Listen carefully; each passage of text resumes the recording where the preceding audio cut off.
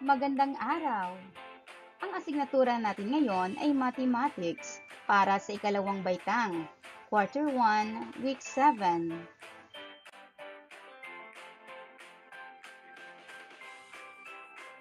Narito ang mga kasanayan sa ating aralin. Adds mentally 3-digit numbers and tens, multiples of 10 up to 90 using appropriate strategies. Apply the properties of addition as they mentally solve certain numbers or problems.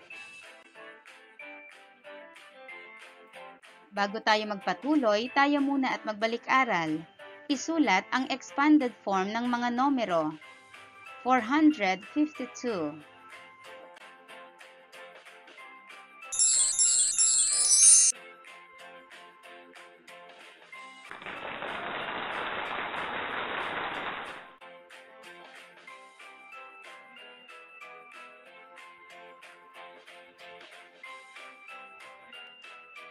731.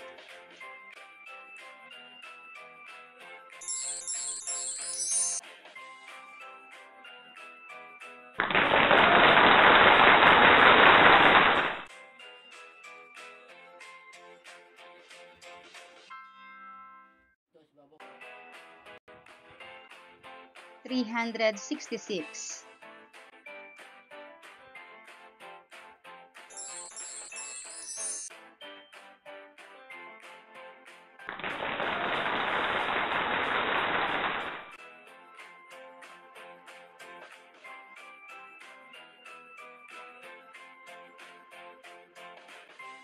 'Ngayon naman ay buuin ang magic square.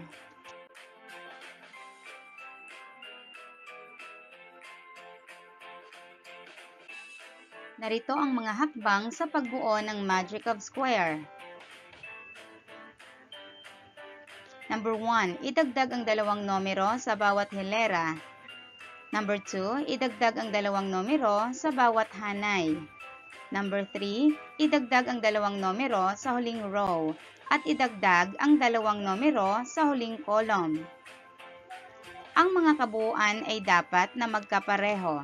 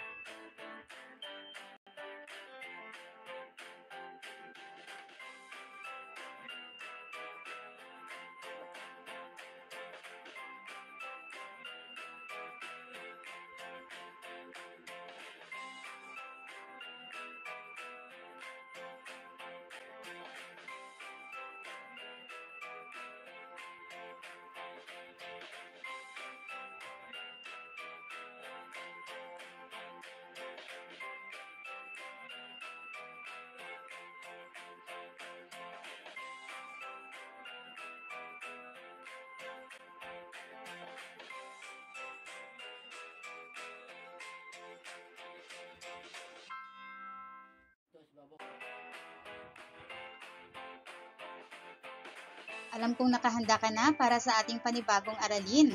Simulan na natin.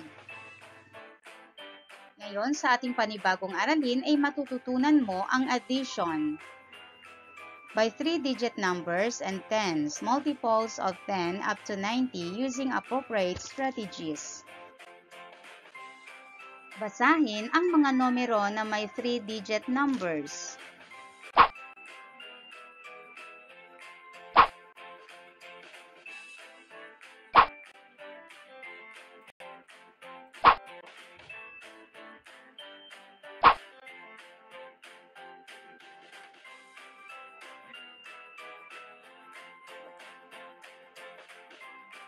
Narito ang naunang siyam na multiples of 10.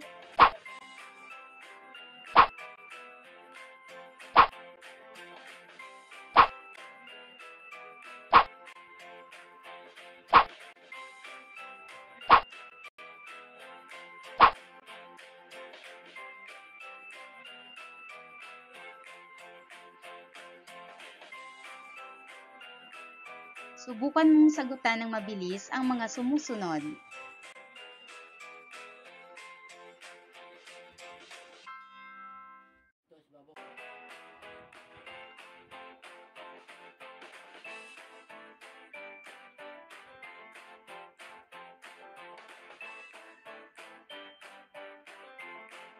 Nasagutan mo ba ito lahat ng tama? Ano-ano ang estratehiya o mga hakbang na isinagawa mo upang masagutan ito ng mabilis? Ngayon ay ating basahin ang word problem. Nakakolekta si Ana ng iba't ibang bag. Noong nakaraang taon ay nakakolekta siya ng 121 na bag. Sa kasalukuyan ay mayroon siyang 10 na bag.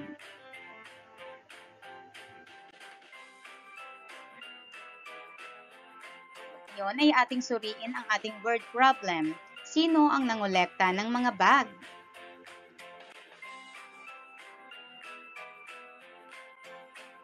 Ilang bag ang nakolekta niya noong nakaraang taon? Sa kasalukuyan, ilan pang bag ang mayroon siya? Maaari mo bang ibigay ang kabuuan ng hindi binibilang o ginagamit ang iyong lapis upang malutas ang sagot? Paano mo ito gagawin?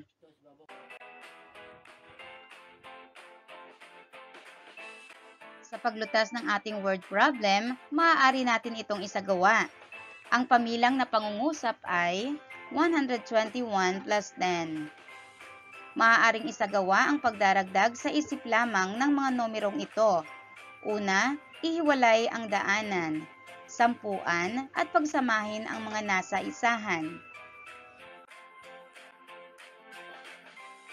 Maaari din nating isagawa ang paggamit ng place value chart.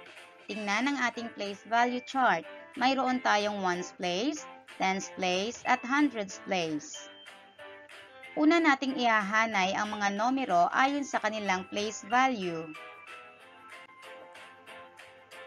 At saka natin isasagawa ang addition. Tandaan, una tayong magsisimula sa ones place. 1 plus 0 equals 1. At isusunod natin ang nasa sampuan o tens place. 2 plus 1 equals 3.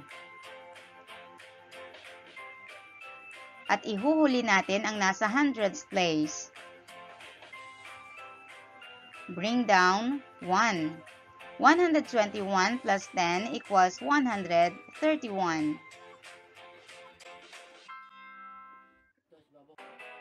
Maaaring isagawa ang mga natutuhan sa properties of addition. Tingnan kung paano ito isinagawa. Ang pamilang na pangungusap natin ay 121 plus 10.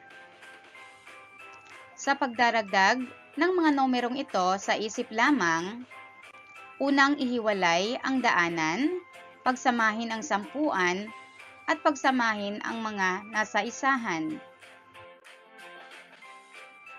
Narito ang iba pang halimbawa, pamilang na pangungusap, 450 plus 30. Gamitin natin ang place value chart. Una nating ihahanay ang mga numero ayon sa kanilang place value. At saka natin isasagawa ang addition. Una tayong magsisimula sa ones place. 0 plus 0 equals 0. Isusunod ang tens place. 5 plus 3 equals 8. At kokopyahin ang nasa hundreds place. Bring down 4. 450 plus 30, ang sagot ay 480.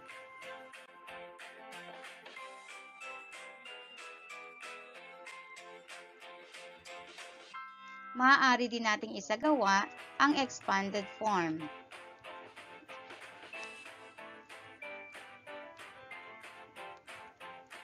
Ang expanded form ng 450 ay 400 plus 50 plus 0. Ang expanded form naman ng 30 ay 30 plus 0. Ihahanay ang mga value ng bawat digit ayon sa kanilang place value at isasagawa ang addition. Unang magsisimula sa ones place. 0 plus 0 equals 0. At isusunod ang nasa tens place. 50 plus 30 equals 80. At kokopyahin ang nasa hundreds place. Bring down 400. Ang tamang sagot ay 400 plus 80 plus 0 is equal to 480. Subukan mong sagutin ang mga ito. Ayusin ang mga numero ng patayo at hanapin ang kabuuan nito. Gawin ito mentally.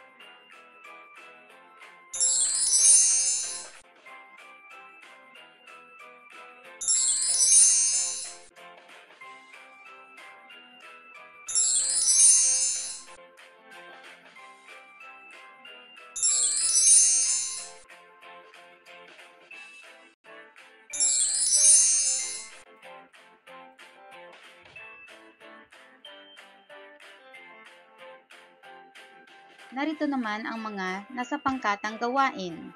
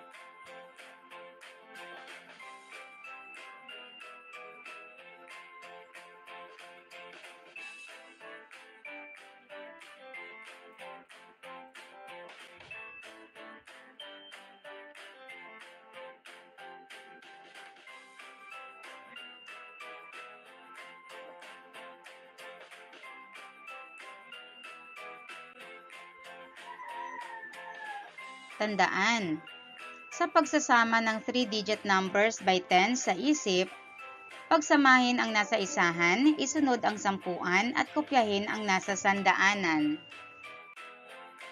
Ngayon ay sagutan ang pangwakas na pagsusulit.